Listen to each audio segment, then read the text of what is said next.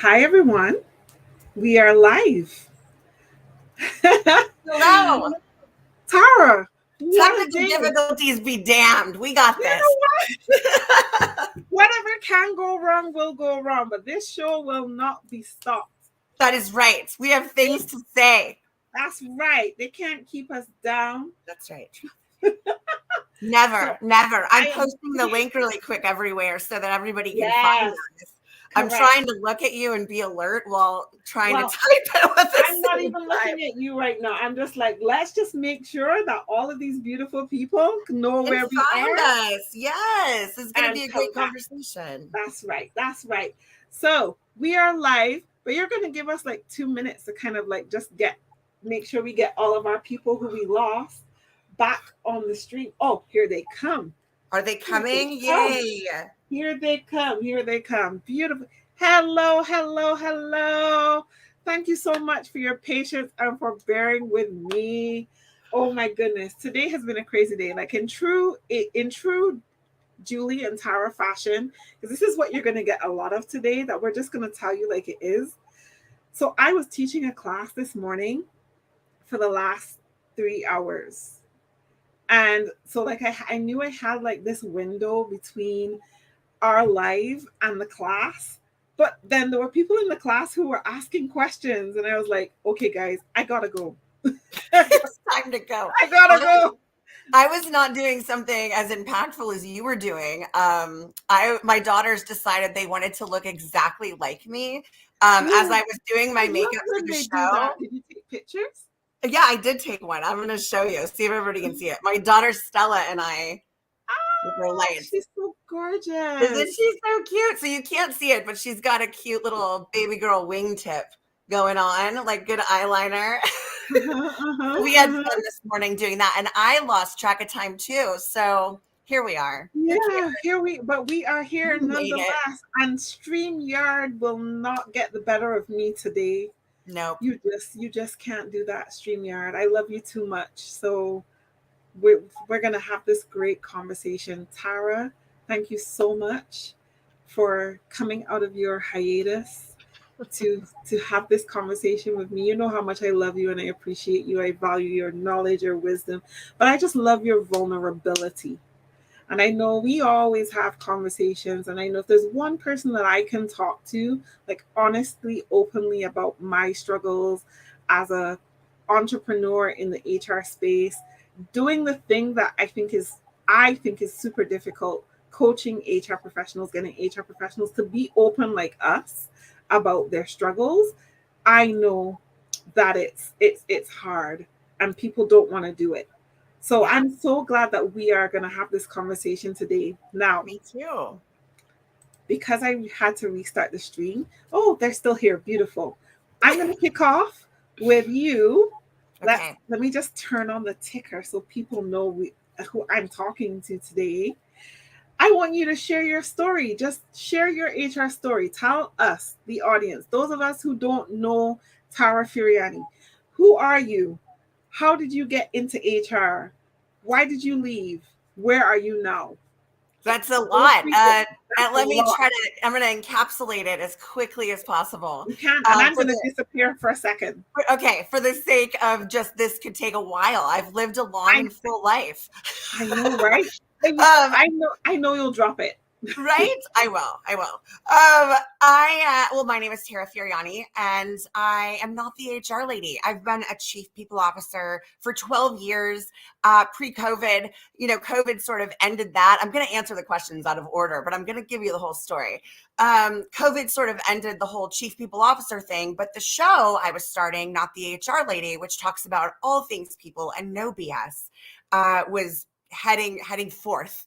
And I've spent my whole career in the space of people, primarily in the training discipline, and then at the executive level for like the last decade of my corporate life. And then COVID came around, and it's horrible, it was challenging, it was scary, it was change inducing, and it certainly allowed, I think, for something I was really nervous about. It's not common that an HR person, if you will, will talk about difficult things like racism and misogyny and the fact that those things exist in the workplace. And I sort of took it upon myself to champion for all of that. I've been doing it privately inside my organizations, ensuring equity, at least trying to ensure equity, talking about the tough stuff. But now I was doing it on a broader scale, and it was kind of a blessing in disguise, because then I wasn't beholden to any corporation that could tell me that I couldn't say X. And I know you all know what I'm talking about. I get so many messages like every day about people who say, I want to like your post. I want to comment. I want to say something and engage with you. And I can't because my workplace monitors my LinkedIn. And I don't want to do that anymore. I want to be a champion for people. And I've sort of emerged, I think, as one who really speaks in a way that people need to start speaking like, because things at work are fucked up. And it's been fucked up for so long, and we're finally talking about it in meaningful and actionable ways. And so that's what I'm up to these days. I started my show, Not the HR Lady. We're in our 3rd season. If you follow me, you may have seen a post that I wrote this morning about our year-long hiatus. We started season 3, and then we stopped season 3 very abruptly, without any warning, without any explanation, because I don't owe anybody anything, right? I just owe myself the ability to get up every day and go, I'm making meaningful work. And if that meaningful work is myself, I had to do it. So taking a little bit of a pause. In that time, we've, I think, really dug into some difficult internal layers that I think all leaders have to take a moment and reflect on and think about, how do I need to change? How do I need to grow? You know, am I stumbling because I'm not handling me? Am I stumbling because I keep pushing away and pushing down these things that are entering my mind, and not giving it the credit and maybe the resolution that it dissolves, and then it just lingers up there in your head. And I know you guys all know what I'm talking about. We all go through this, but it's something that we have to finally say, I'm worth enough to myself, to my work, to the people that follow me, to my family, that I can, you know, I can feel good myself and then model what I'm talking about. It's not all doom and gloom and, you know, do as I say and not as I do. I want everyone to do as I do. And so that's where I'm at these days. I took a year-long hiatus, and I needed every moment of it. And I tried to come back a few times. I make posts now and again. I still consult. I still do keynotes and things like that. But I just had to step away because it was one more thing for me that I couldn't add to my plate anymore. I had to take care of myself and reprioritize what was the most important thing. And that leads us to our conversation today. I've been fortunate enough to obviously speak with our friend, Catherine McCord, once. And I also spent some time on another show with another friend, Mel Butcher. But this is the first kind of like real back into it. Here we are. Let's do this damn thing. And I thought, what better time to think about this and have this conversation than during Mental Health Awareness Month. And I feel like all of us are really struggling right now. And if we're not struggling right now, we just struggled. Or if we're doing fine today, we know that that might change. And I think we're all in that same boat. Everything is just so enormous. And I think that we're all feeling the weight of the world on our shoulders. So I'm trying to talk about it and make people not feel alone. You're muted, Julie. It's the curse of the COVID. Okay. That's what it is. Yeah. It's okay. I know. I'm going to get through this day. We are. Anxiety and all that. We're going to get through it. And if you need to stop, do it. I can do that because it's my show. That's right. To hell with it. We'll do it tomorrow. That's right. I really love, and I think that this is such a great time for us to have this conversation. I almost feel like it could have been strategic, considering that my TED Talk came out last week. But this is just such an important conversation that I feel is important for us to have. And the reason why I feel like having these conversations about how we are dealing with our lives as HR professionals, as human beings, members of the human race, who just happen to be in this one of the most thankless professions you could ever be in. How are we really doing, and how are we coping, and how are we surviving? And you said something really interesting in your opening remarks about the comments that you get from people who read your posts, and the Mm. fact that, you know, they want to say something, but their workplace is monitoring their LinkedIn. But there are so many people who are struggling, and I get that. I get the stories. I like anyone who, you know, if you want to see how HR is doing, you can check Tara's posts and you'll see comments. You can check mine and you'll see people telling you, HR people telling you how they feel. Yep. HR is not okay. No, We are not okay by we haven't any been okay. by, by any stretch of the imagination. Are we okay? No, we are not. No, And we're we not. haven't been okay for a long time. But what we haven't been is feeling permissive to have the conversations about ourselves not being okay, because Right. we are the ones who are responsible for taking care of the people. We are the ones who are responsible for making sure that the employee experience is the best that it could be. And when I get comments from people about, oh, you know, people expect me to be the one that laughs and has the solutions, but I'm going through this. I'm feeling depressed. I can't get up in the morning. I cry in my car before I go into the office.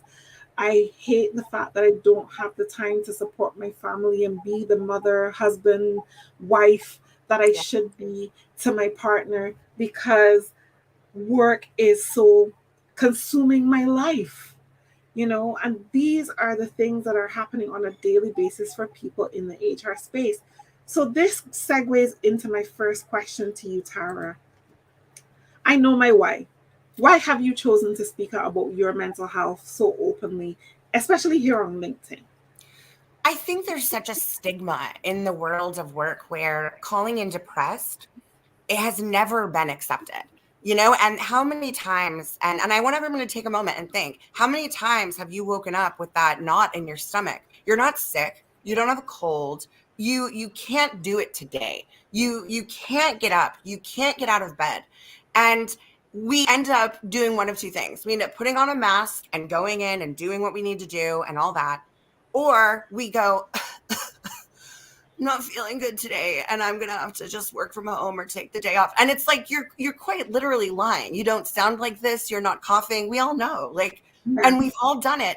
And how sad is yeah, it that we haven't prioritized, and companies I don't believe in any meaningful way have supported until very recently, and that's still very few companies, and mental health. You know, you get what's like the standard 10 visits a year.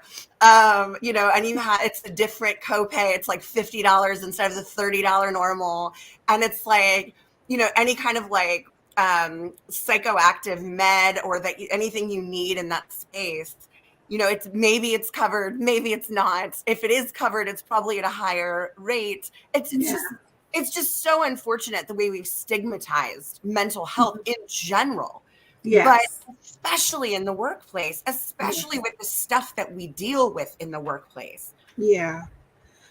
I So think I think there's so many that's my hurdles. why. You know, Yeah, I think yeah, we have to normalize it. We have to normalize that I can call in depressed and that is a viable illness. But I don't need to tell you. I'm just telling you I'm not coming today. And yeah, that's the end of it. I'm a grown up. You're a grown up. We can all do our jobs unless it's a job that requires you to go and physically. Right. We all know what jobs I mean. So we don't need to get yeah, nitpicky. But the jobs that can, why an explanation? You know, I just think yeah, we need to normalize feeling like this, and talking about it helps normalize it. Shit. Every C-level executive I have ever worked with in my very long career has a therapist, a coach, you know, and yeah, all the smart ones anyway, because you recognize and realize how much pressure. Well, there's a lot of niceness in that, right? Those are probably a part of a larger package that C-level person makes comparatively to like most other people in the organization. yeah, And so I realized there's a pay disparity and a benefit disparity within organizations for who has access to what benefits. Definitely that happens. So it's nice to say, well, these people have coaches, they know what to do, they're able to cope.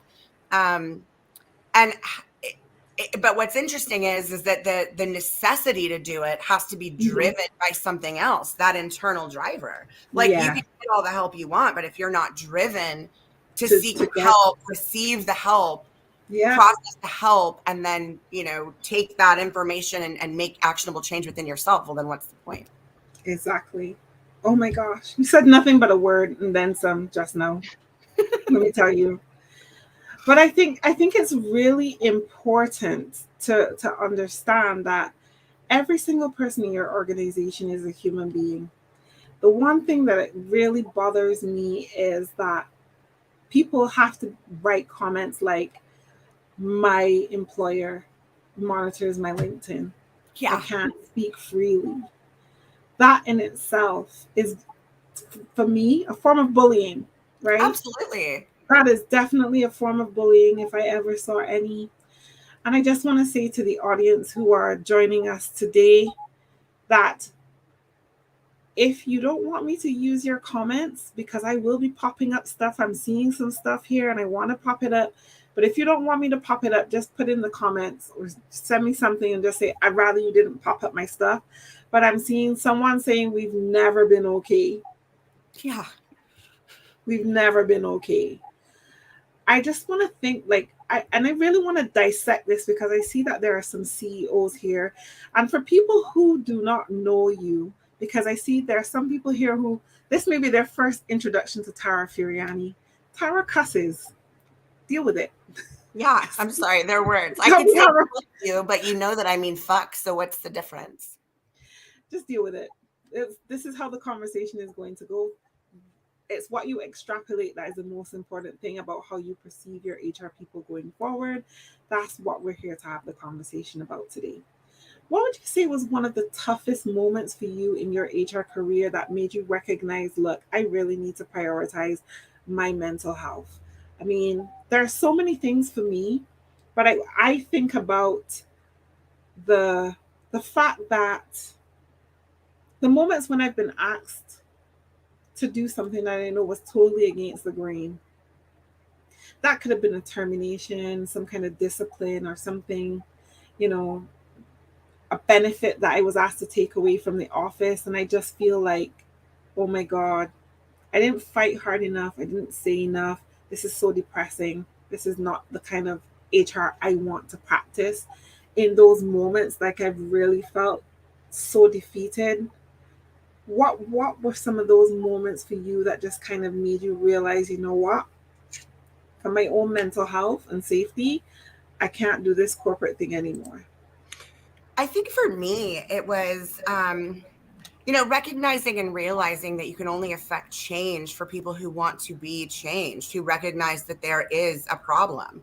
I'm not reading the comments, so I can't tell what people are saying, but it sounds like people have issue with the word fuck. And I guess I just want to back up and say, like, you have an issue with the word fuck, but you don't have an issue with the pay disparity that exists within the corporate world of work. You don't have an issue with the racism that happens every single day in the hiring process. You don't have an issue with the misogyny and the microaggression and just the absolute bullshit that anybody that's not a white cisgendered heterosexual male doesn't get to experience. Like, you need to care about the things that matter. And I think for me, recognizing and realizing that when I'm brought into a position to check a box,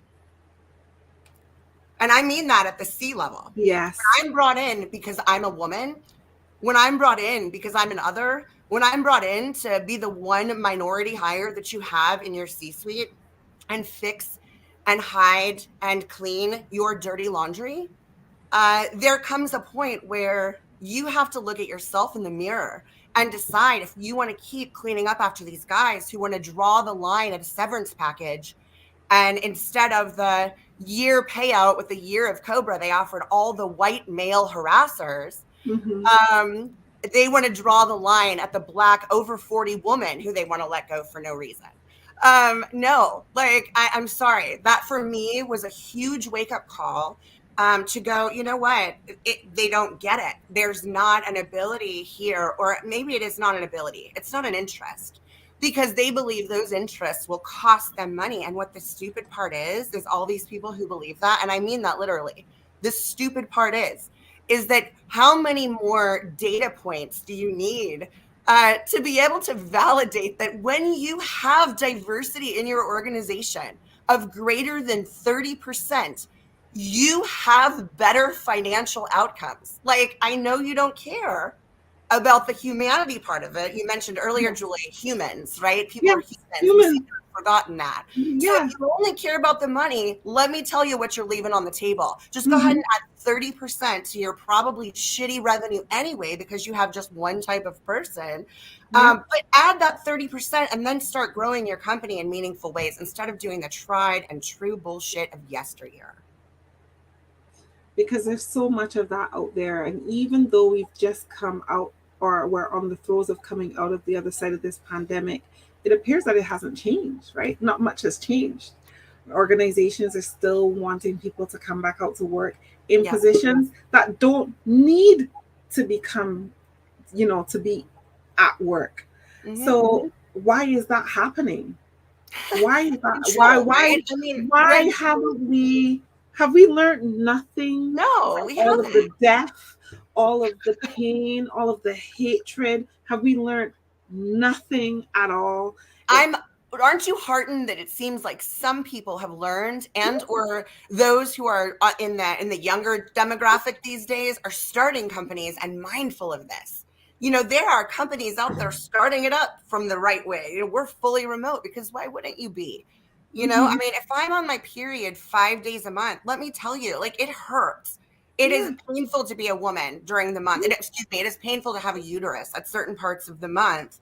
And working from home is a nice benefit. So I don't have to drag my heating pad to the office. And, Mhm. like, there's just so many things that I think corporate gets wrong. And the thing is, nobody's talking about it loudly. Nobody was. But we Yes. have been now. We've been Yes. doing it loudly for a Loudly. while, for years now. Yes. And that is that not everybody is going to, should, or will step away from corporate. No. Um, I don't even know that I'm stepped away from corporate. I'm so ingrained with some of the companies that I work Yeah. with.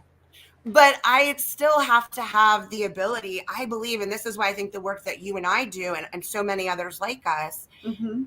we change it for the HR people to come Yes. in and go, no, hold on a minute. Like, I have value to add. I can't not just going to check the box. Check I the have box. more to offer, Yeah.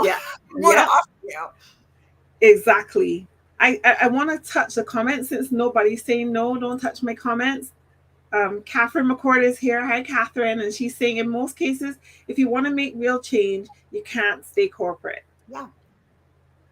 I think that's like in a broad sense, though, Kat. Like, it's like Yeah.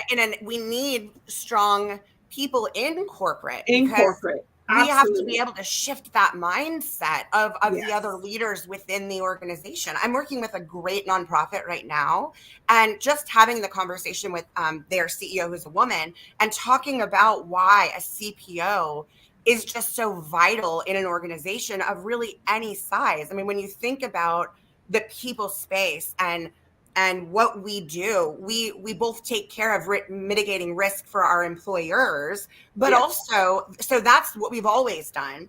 What Yep. we started doing a little bit more of over the last 20 years is now we're paying a little more attention to our employees.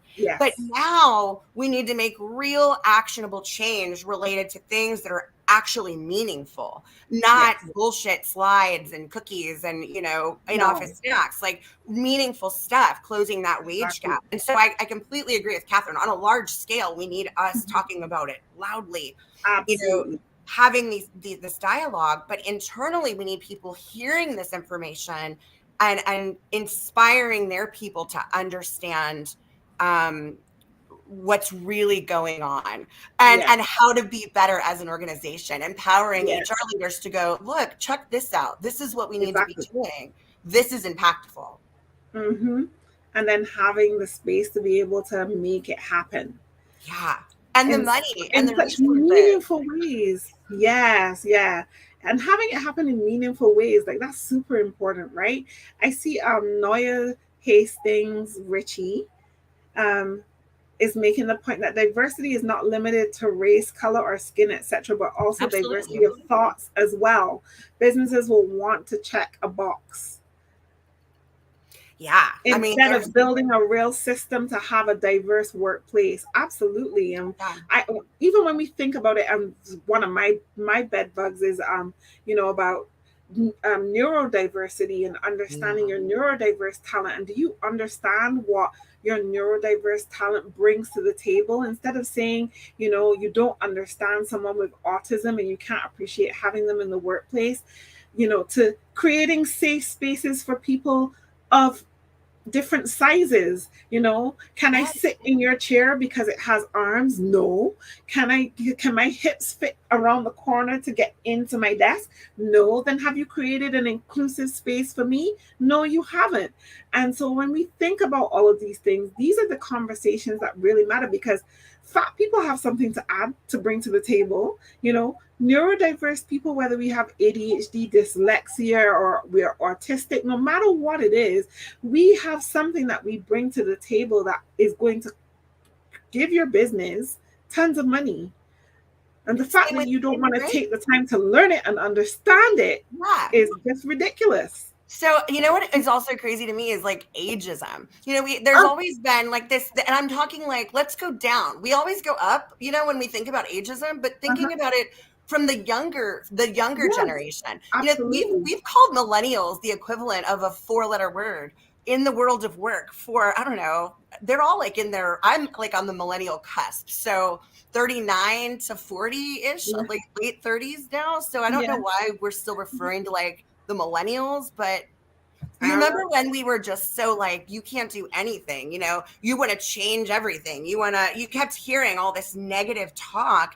And Mm-hmm. what's crazy to me, I think, is what if you think about the NFL or, like the NBA or any Yeah. major like sports team?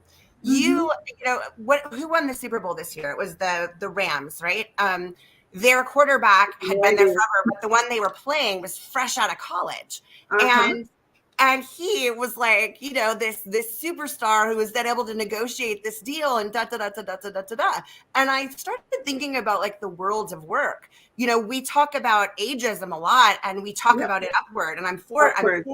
I'm for talking about that. Yes. Downward. You said Yeah. diversity of thought, different ideas, Yeah.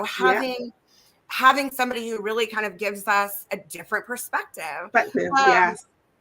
this is something that it seems like sports franchises are comfortable with. Like, let's give this guy the keys to the kingdom, make him a quarterback as a baby brand new first year entry level employee. And now he's the Mhm. CEO of the team. Yeah. And it's crazy to think, like, if you think about it like that, why aren't we saying like, hey, that's a really, you're really smart. That's really great. And this is where I think like the entrepreneurial spirit of that next generation is really being Yes. Comes. seen, because Absolutely. they're just like, I'm gonna start a I'm not company. There's even nothing doing you can this. do Let me about just go do my own thing, because you people are it. Yeah, crazy and you don't because you even know people what are you want. crazy.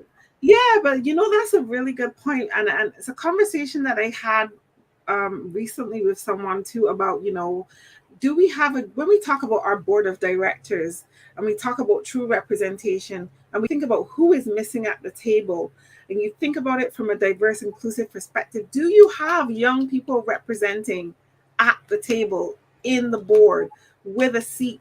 Because their voice matters. And those are the people who are coming up in your organization.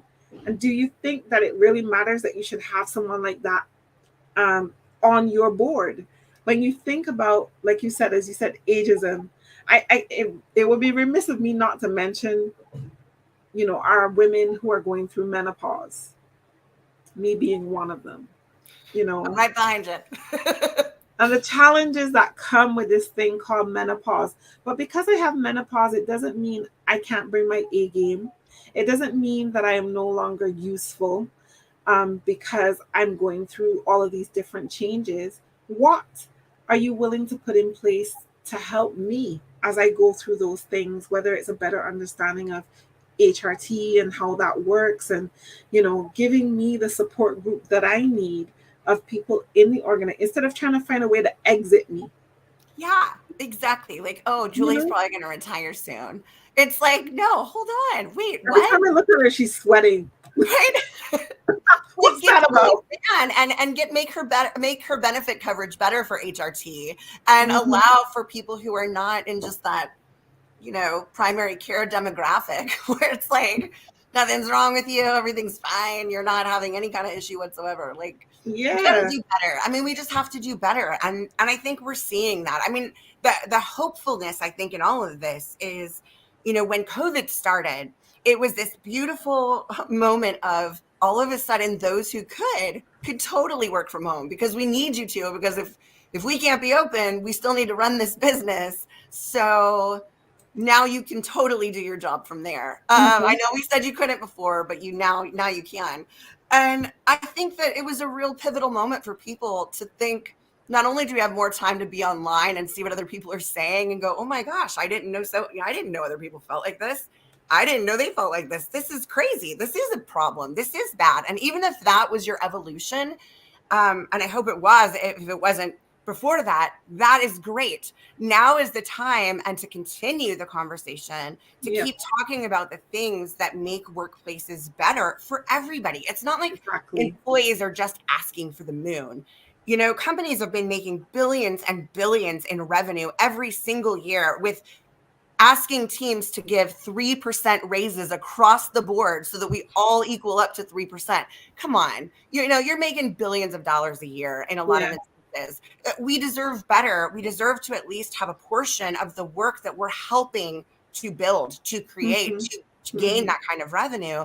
And I think the Exactly. more we just keep talking about it, the richer the benefits will be. We're starting to see people offer mental health benefits. We're starting to Yeah. see other kinds of benefit offerings that weren't previously a part of the equation, Yeah. and better pay and more transparency. I think we're making good steps. It's just, we I just need think to make a so. lot more. More, exactly. And I just feel like there still needs to be a more human element to it, because while there is the introduction of all of these mental health programs, creating mental health ambassadors, and in some great companies, I know Deloitte does a really great job of advocating for mental health in the workplace, and I use them as a model all the time when I'm talking to organizations about how you can create safer spaces to talk about mental health in the workplace. But I just feel like down to the basic human thing of asking your people, are you okay? But not just asking them if they're okay, but actually listening. You know how many times how many times ever in your life, and I'm not talking about work, but just in your life, period, Tara, have you had the experience of someone go, Tara, how you doing? And you go, I'm not so great. But they're so used to you saying, I'm good. They've gone. They're like, oh, great. And they're That's gone. so good. Long gone. Totally happened many, many, many times. Yes, yes, yes. Or some, you're just used to that being the question, like any question, and you just have your any answer, right? You're Yes, not really listening, not really paying attention, automatic exactly. response. You had your Exactly. autoresponder on. Exactly. And that's what emotional intelligence brings to the table for you as a leader, as a human being, man. Just being able to say, Tara, how are you doing today? And you actually go, actually, I really struggled to get out of bed today. And here's why. And I actually be interested in hearing why you were struggling to get out of bed this morning and make a start and come into the office. And go, my God, Yes. what could we have done differently, Tara? Could maybe you should have gone home. In fact, go home. Yeah. Or respecting, at least, Julie, if I said back to you, like, I'm having a bad day, and you're like, oh my gosh, you know what? I don't really want to talk about it. And you Yeah. having enough emotional intelligence and wherewithal to understand that, like, it's not about you. And I just don't want to talk about it. Like, Exactly. and it's not personal and it's not about you. At all. And you don't need At to all. think about it. Just drop it. Let's move on. Why are we even talking right now? Let's get to that. And I think like there's two emotional responses that can happen. And I think as leaders, we just have to be prepared, to your point, without our autoresponder on. Yeah. Really hear the person and then Turn take that those off. cues. Yeah. Take those cues that they're giving you. Do they want to talk? Do they want to vent? Do they want to go down that path? Or Exactly. do they want to just get through whatever they need to get through with you so that they can curl up in a ball and then do the work they can do when it's time Yes. for them to do it? Like, that is such a vital part of just humanity, I think, is those emotional Absolutely. intelligence cues that Yes. just So important. So pay important. attention. Listen, Tara, in true HR sound off form, right? I know how this audience works. They are here in the comments going crazy. And I think, you know what happens? I create the questions and then I just go, you know what? The people have spoken. Let's talk to the people. Gail, how you doing, Gail? Gail's Gail. making a really interesting point. Yes, all of this. Oh Yeah? my gosh. I might also need support if I'm going through a divorce, substance abuse with my child, dealing with an elderly parent who has Alzheimer's. And I must add to this list, because it's important, I might have lost my pet. Yeah. Who was a huge member of my family. Yeah. I might have had a miscarriage. I might have just not gone, I might have been unsuccessful in my process of trying to adopt a child after how many years. You don't know what people are going through. We are all going through stuff.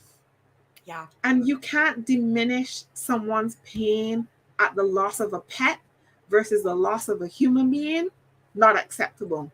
You can't diminish someone's struggles with menopause versus someone's struggles with postnatal depression.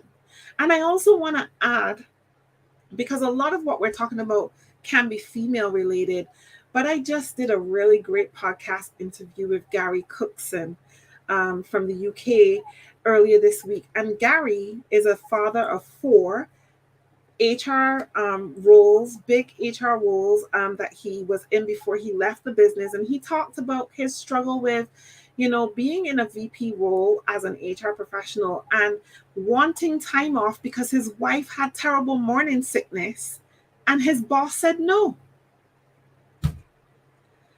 So there's the length, the breadth, the depth of the human existence. That's why I said, like, you don't get an explanation. I'm not coming today. Yeah. When, like, here's the thing that's crazy, and tell me if, and I'm with you, like, can we go off the rails a little? Like, what? When don't we? Well, I know, true, fair. Can we? I guess we have. Let's continue. When, like, okay, I have some real issues with some of the practices that are completely still normal in today's world of work in the more entry level or service level jobs. And that is this whole doctor's note notion. I have children. And so I also have an issue in that space. Like, if I keep my child out of school, it's none of your fucking business. I'm sorry that the school is funded by the state. Like, sorry, but I don't need to prove to you while my child wasn't there. I'm responsible for them. When I'm a child, I am trained that I need a doctor's note when I miss something that is my job. And I think a lot of us parents oftentimes refer to our kids' schoolwork and their, academia as their jobs to help them understand, like, how it works, At least that's what I do. I assume most people do that. So what's so interesting is then you get your first entry level job, and I'm talking any kind of entry level, and it's sometimes not even just entry level, where if you miss a day, and I'm saying, like, I get habitualness. Let's take all the nuanced stuff aside. I'm talking about just the generality of it. You have to miss a day of work because you're sick or otherwise. And you are required to have a doctor's note. A lot of times in your probationary period, like if it happens in your first 90 days, because 90 days, you have any life issues or emergencies in your first 90 days of starting a new job. It's like a red flag. They've been sick too often. Exactly. And it's like, we're not confirming them. Right. So, but it's so crazy to me that we can't just trust adults And I know that there are exceptions, and there will be people who will say, well, if people didn't break the rules, we wouldn't have to make rules. Like, you sound like my grandfather. Like, we have to, like, not punish the masses in an adult setting because of the few. We need to handle the few like adults and have those difficult conversations and not rely on a fucking rule book to go, you have a mask. Now, equality, equity, we have to have processes. We have to make sure people aren't being discriminatorily. I'm not saying any of that. I know all that. We have to do all of those things. We have to have. Let's treat adults like adults. Like adults. Let's trust them to do the right thing from the outset instead of assuming. Let's assume positive intent versus negative intent. And until you're shown otherwise. When someone shows you who they are, then believe them. And if you feel that it takes 3 months or 6 months for someone to really show you who they are, then make the probationary period 3 months or 6 months. But to castigate someone for being human, absolutely ridiculous. There's just so many archaic norms. Sometimes stuff happens in life. Like I remember getting a job and finding out that I was pregnant like maybe 3 weeks into the job. I didn't hide it. I just said straight, look, I didn't know. And that was my last baby girl. And I had no idea. And I said, look, I wasn't hiding this from you. I honestly didn't know. I was just feeling super ill this weekend, went to the doctor. But the fact that I have to explain all of that because I don't want you to think that I was hiding it so I could get the job, and now you're like, I honestly didn't know. And these are the things that really mess with people's psyche. But who cares if you did, Julie? Like, I'm gonna push back on you. Tara. If you knew, who cares? Like, you're still a viable person, even though you're carrying a child. Like, you're not less than right. And I just think like you're right. We do that far too often. I think we look at it going like, ooh, okay, so we're calculating the time until I'm going to have to get somebody to cover for maternity leave. And like, right. Doing all of this mental math and internal futuristic, probable or otherwise complications and disruptions to your business, instead of just understanding that this is a human thing that happens, and I'm sure we can figure it out. Just like when we fired, Laura, and then the three of us had to divvy up Laura's work, just like that.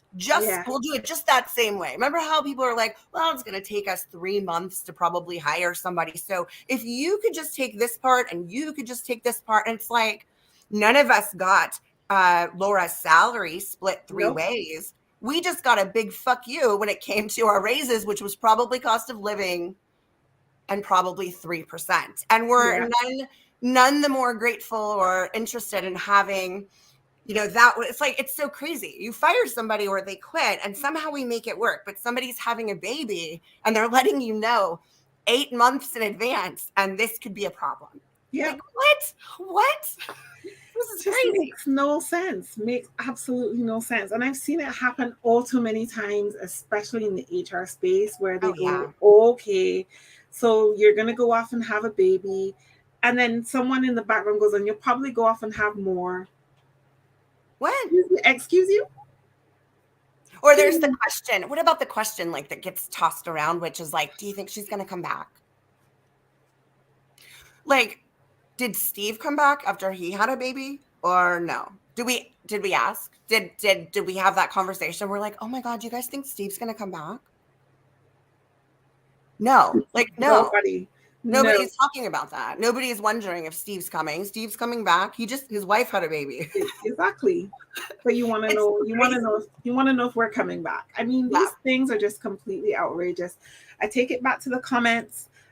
Thank you, Sophie. Sophie, emotional intelligence is such an important skill to develop. Screaming EQ from the rooftops. Yes.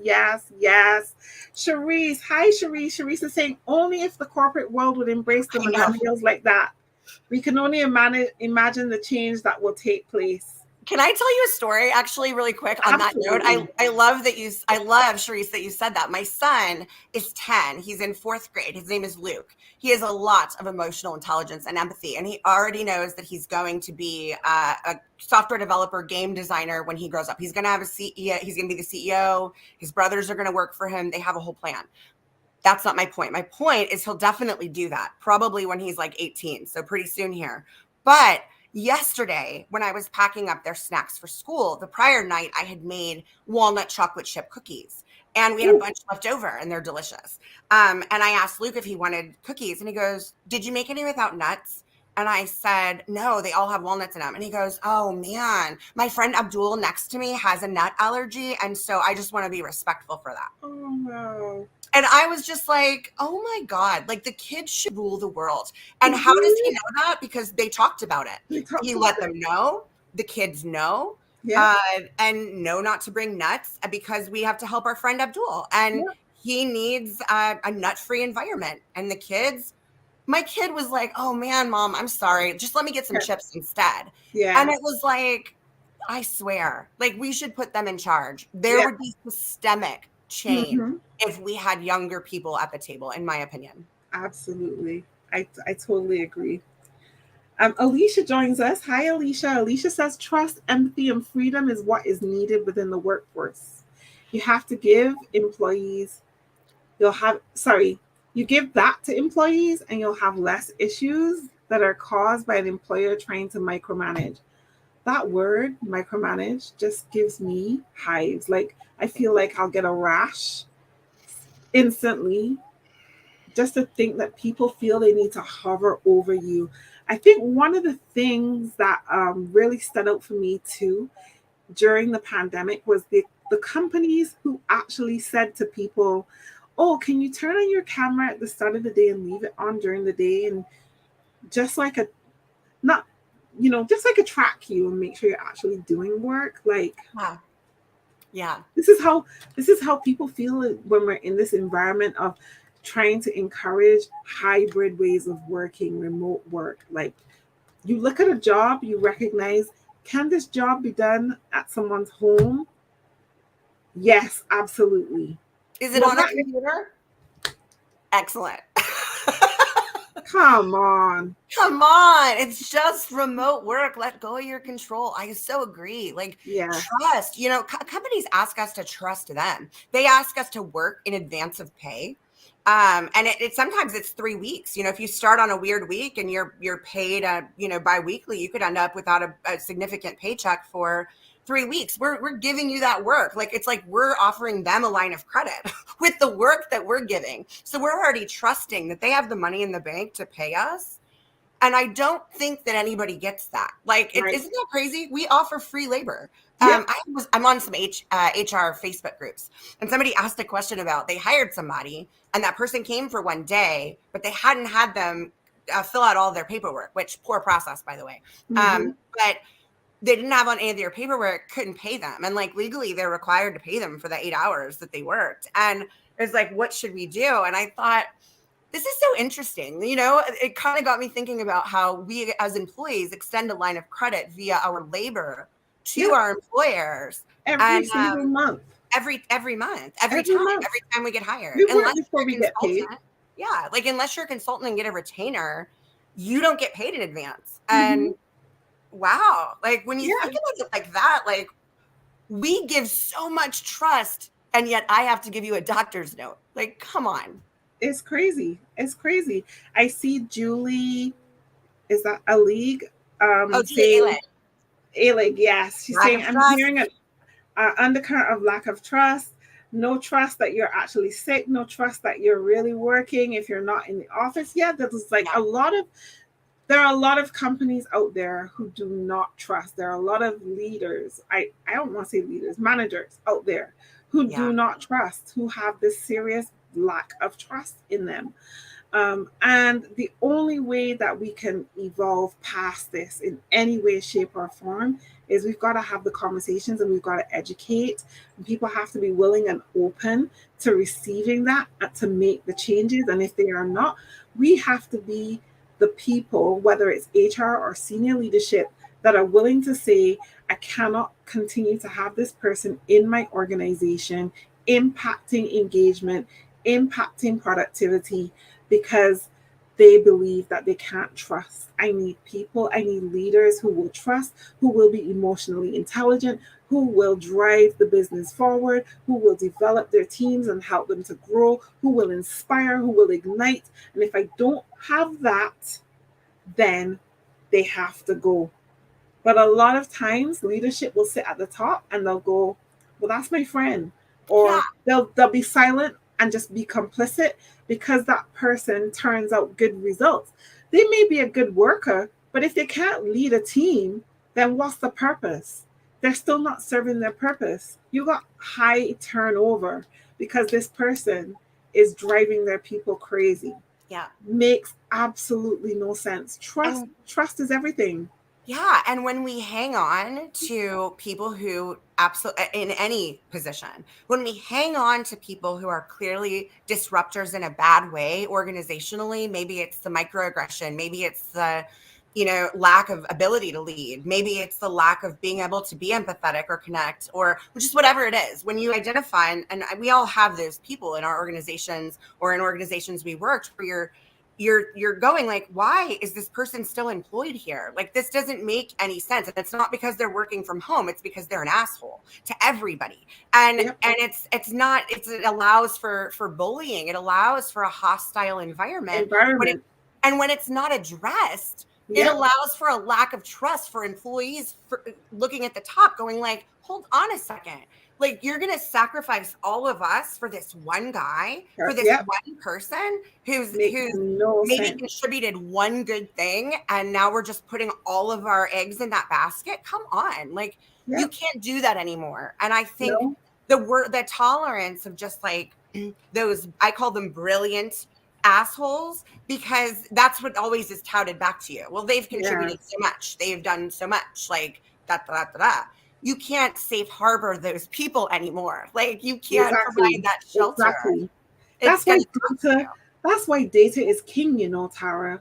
Because if you look at the data and you see like what this Yep, one person produced versus what the team produced versus totally. what other teams are producing, you have no leg to stand on. And if That's you right. can tell a story with that data, that really helps to see the impact of that person's performance and behaviors on your people, Yep. then you have no choice but to be able to make a decision that says, look, I gotta let this person go. Sophia asked a very interesting question. Where do you think the mistrust came from? How did that start in organizations or in the corporate world? From my perspective, I think it's pretty straightforward. I mean, long gone are the days where organizations valued employees like a partner. Like, there used to be pensions. This is crazy, and I know some of you might not even know what I'm talking about, but at least here in the U.S., there used to be organizations where, most of them, where you could work for a fixed period of time, and after that time you could retire and you would collect a pension from that company. And at the same time, if you can believe it, we weren't tethered to devices, because that didn't exist. Like, if you took Yeah. paperwork home, that was on you, but nobody's calling, nobody's messaging, nobody's texting. And then the But they craziest can't. part, because you can't get a hold of me. The building Yeah. would have to be on fire and you'd have to call my home phone. Yeah. And who knows, like, I might have turned the ringer off if it's after 9. I don't know what life we're living. But we go in, and there's just this, ability to have a life and a home, and the pay inequity between uh, CEOs and like shareholders and board and stuff, and the rest of the organization was not as gapped as it is now, Yeah. where employees really got a benefit from the organization financially. Those were back in the times where pre-inflation, pre all the things we've changed from a tax perspective. But like, quite literally, a lot of people had one income households and could literally afford a pretty decent life, Mm-hmm. um, across the board. This was limited to white men primarily, and their women, wife maker, homemakers. But you guys get my gist. Like, Yeah. there was this sort of equity within an organization between shareholders, owners, and then the people who actually made the business run and was successful. And then there was a whole lot of bargaining happening from a tax perspective, at least here in the US, where organizations would get taxed incentived differently when they offered different benefits to employees. 401ks replaced pensions because they were less risk averse and required a contribution from the employee and employer, and promised the growth trajectory of what you could do if you're putting your money in the stock market instead of just in our company. Think about the possibilities. So it was really sold super well. Mm-hmm. And then I think, and this is all coming to the answer to this question, then we started getting like that VPN device. Do you remember the ones before we had like the ability to authenticate it like on our phone? We had The like a little authenticator, like an authenticator. yeah, the little ticket. Right. Token, And that's after we were able to get a portal on some computer that we had to work. So here's what it looks like. Technology. Man, I think the trust came from the full circle. We used to trust, we used to have equity, we used to technology and greed. I think that companies got incredibly greedy because they realized that not splitting those revenues made them incredibly wealthy. And technology, because now, man, I can spy on you. Like a lot. I can see what you're doing. I can validate. I can ask you to stay and keep your camera on all day. There it is. Yeah. And I think there is when the mistrust started, how it started on the corporate end. You know, when people start getting greedy and you get paranoid, like you see this in movies and stuff all the time. You know, you start like doing some stuff that you know is kind of shady. Like it's not exactly illegal. You're definitely not breaking laws, but like it feels gross. It is on the shady side. Right? It's shady. It feels gross. Yeah. When that starts happening, you start projecting. And so now I'm making all this money and I'm wondering, are you taking advantage of me as an employee? Oh my God, I have money. You have nothing. You are peasants. You're distrustful, right? And I really honestly believe it comes from that. I've seen greed completely destroy people firsthand. Yeah. And to watch the evolution of somebody who is an otherwise good, generous, normal, regular person become, you know, even marginally wealthy.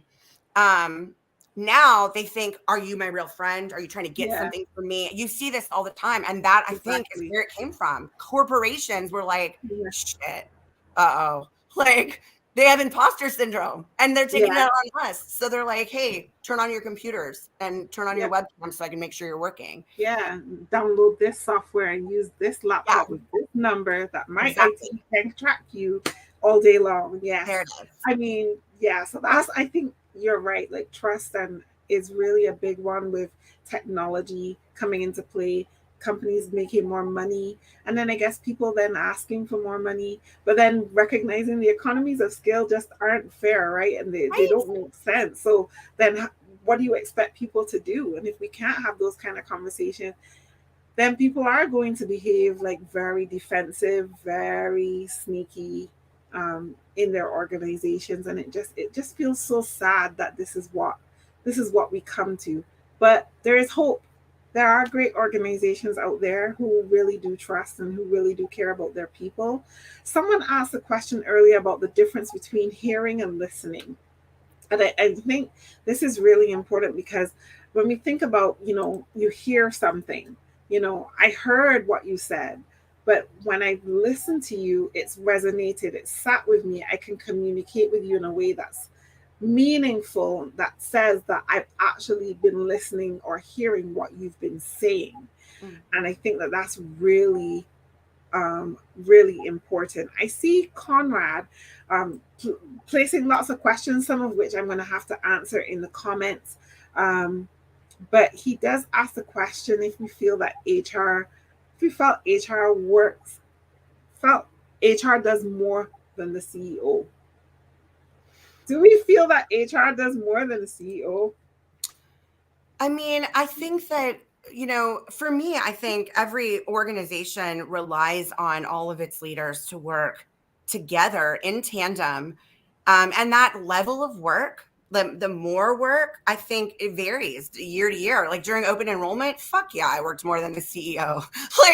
But that's all of us HR leaders, that's like our time. But, are there times of the year where there's, more significant financial board prep that's happening that I'm not really involved in because my stuff is over here and I've already encapsulated it and I don't have to create some, multiple exit for the 5-year strategy we're building with the PE company who just gave us money. Like, that's their busy time of year. So I think for the balance for every company, for me, everybody is an important player in any position that they're in, or there wouldn't be that position there. Yeah.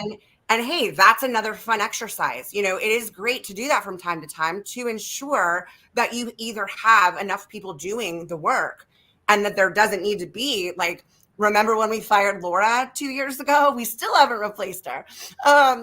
That, like, do we have enough people doing those roles? And then also, are there things that we just don't need anymore? Maybe we've streamlined a lot of systems or something, and we've got 5 database administrators. Well, great, we don't need that anymore. But I'm not saying fire them. I'm saying, what can we do? How do we realign, to make those business decisions? I think there's so many things and so many factors. At any given time, I think all of us work more than others, but all the time aggregately. Right? Yeah. I definitely think that when you take on what the responsibilities of the CEO is versus what the responsibilities of HR is, and if you think about your HR generalist sitting in your organization, recruiting, running payroll, managing talent, dealing with health and well-being and benefits, and if you have one person doing all of that stuff, I don't think there's anyone that works harder. No. That's my honest perspective. And as you look at the shift of the world of work now, HR is being asked to be more analytical, not just strategic, but analytical. We're now forecasters of what talent pools look like in the past, what they look like now, what they're going to look like in the future, how we're going to attract it, how we're going to keep people engaged at home, in the office. How do we bring all of that together? And a lot of that sits on the shoulders of HR. Does it have to? Good question. These are conversations that we really need to start having, because I think that if we don't have these conversations, we're going to continue to see HR professionals burn out.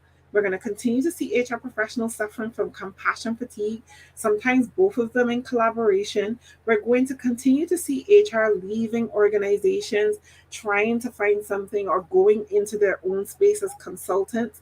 All of these things are going to keep happening if we don't properly profile the role of an HR professional. I think gone are the days, because HR is so wide and so vast, gone are the days where we can really expect a generalist to be a generalist, right? I think a lot of times we have to look at specializing in something, being really great at that, and maybe having someone who just has a bit of knowledge about everything, guide or open doors or share or sort for, but not actually taking on all of those things, because the mental health ramifications, we know what they are because we've been through it together. And we're taking everybody else's on. We're taking everyone else's on our shoulders every single day, every single time. Yeah. And I think to the point of this, the last question that we're going to answer, because we're totally over time, I knew this was going to happen. Yeah. As to why is HR seen as the bad guy? Why are I know why, guys? Pick me. I know why. And Tara. I think like me. Okay, so like we have never really trained leaders. Is that fair? I mean, unless, from back in the day through now, leadership is not something, unless you go to college and you take those kind of courses, a lot of that isn't even applicable to the real world of work. So unless you've got a great mentor, we don't train people how to lead very well. And when that happens, we don't train them how to have difficult conversations, how to fire people, how to reprimand people, how to redirect folks, and we're relied on, I think, as historically, certainly now in a lot of instances, as we're dealing with unique challenges that are coming up, that are new things we haven't experienced maybe in as much as we have before.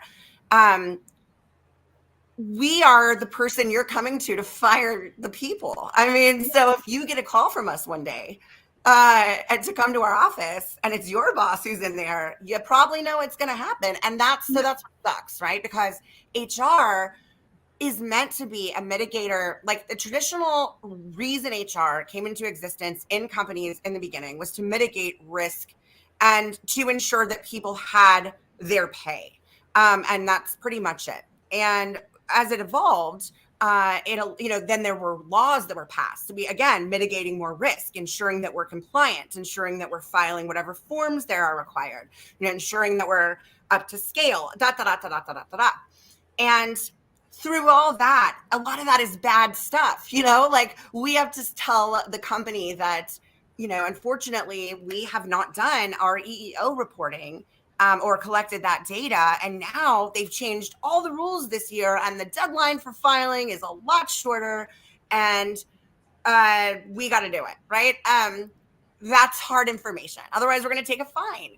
Yeah. There's so many things in our space that is just negative. And a lot of it, I think, is when leaders don't lead their teams and rely on HR. And hear me out on this.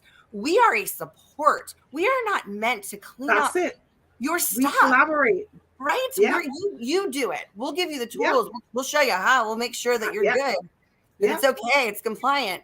But you, as a leader, you don't want to have that conversation. And so we're left to do it. And now we're the police. We're the police. We're the bad guys. We're the horrible people. Everybody hates HR because, you're the ones that fire us. You're the ones that make us. We don't. And then managers just have us as the scapegoats. HR making you like, oh, you got to talk to HR. Said I had to do this. Oh, you got to talk to exactly. You got to talk to HR. And that's what a lot of managers do. They don't lead, right? Right. They don't have these conversations. They don't own their teams. They don't own the work. They don't own the ramifications that come from the failures. They just want to hide behind somebody. A true leader doesn't do that. They're willing to have the conversations. They're willing to sit with you and go, you know what?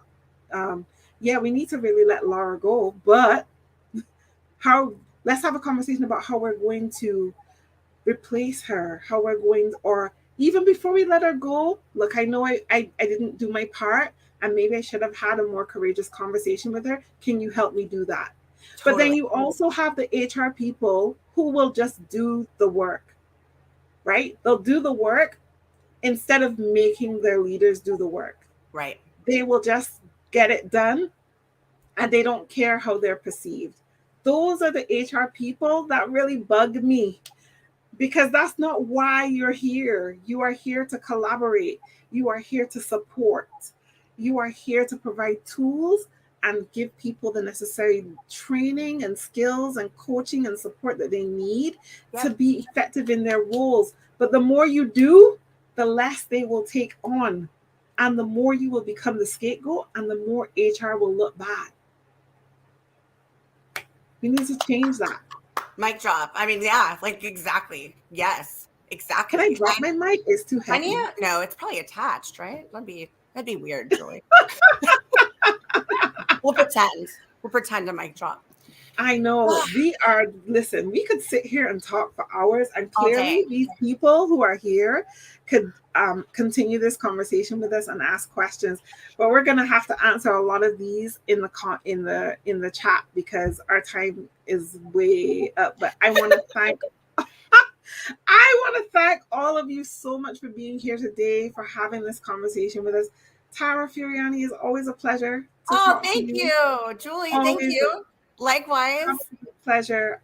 I feel so blessed to know you, have you in my life. Just that one person who keeps it real, you know, all the time, and is willing to be honest and open. 2 things I want to do for you quickly before we go. First of all, tell the people about your book. Okay.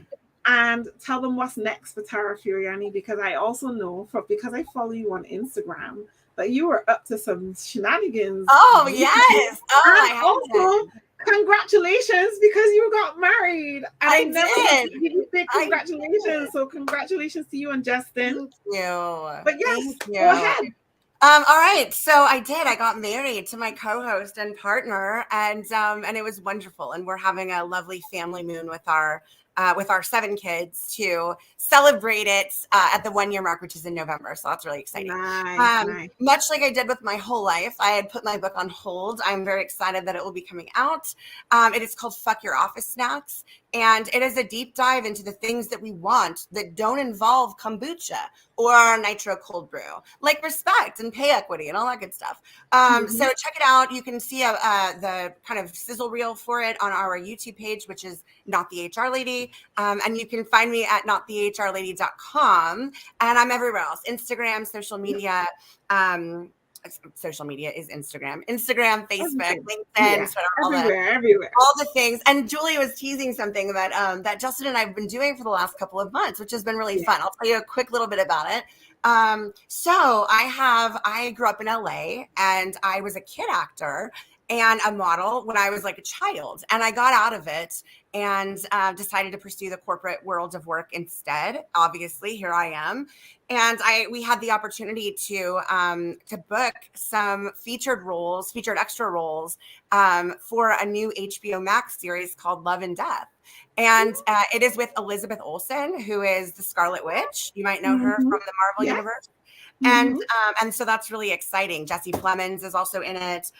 Just really, really great cast. And it comes out, I think, in October. And then we booked this time we get to play sort of ourselves on a date for a show on the CW called Walker, Texas Ranger. And I love Walker, Texas Ranger. You love it? Okay, so we're totally in an episode that it comes back on July 2nd, which is a Thursday. And so we're in a portion of that episode. And we just have featured extra roles, but it's super cool because Justin and I basically got to go on a date, but act during it. And it was really fun and really exciting. And we're doing, we have some other stuff kind of in the works, and we're bringing back the show. So I took a year hiatus from Not the HR Lady. We'll be restarting season 3. Super excited to do that. That'll start in July. We actually stopped doing it in July. So we're going to bring it back at the 1-year mark, and we have something special planned for that. Awesome. So that's it. You can find more at notthehrlady.com if you want to keep up with all of it. Absolutely. And I'm sure that your LinkedIn is going crazy and people are connecting and reaching out. I have everything closed because I can't. I'll end up being like Rabbit, Yes. No worries. But thank you so much once again, Julie. For being here. Thank you. Hey, and I'm just plugging your book. If you guys have not bought Julie's book, Confessions of an HR Pro, you need to buy this immediately. Julie is a wealth of information, an amazing supporter for HR professionals. And I just can't speak highly enough about her and her ability. So if you're somebody who just needs a friend, you should check out her TED Talk. You should feel the empathy. You should definitely buy her book and check her out. She is an amazing resource for every HR professional out there. Julie, I love you and adore you. And your day is going to be excellent from here on out. Technology issues. We did it. We made it. Thank you so much. Oh my gosh. Thank you so much, Tara. Thank you, everyone, and have a great day. We'll see you next month. Oh my gosh. Before we go, I got to tell you who my guest is next month. Ooh. Okay. So I'm going to turn around. I'm going to get her book. And then,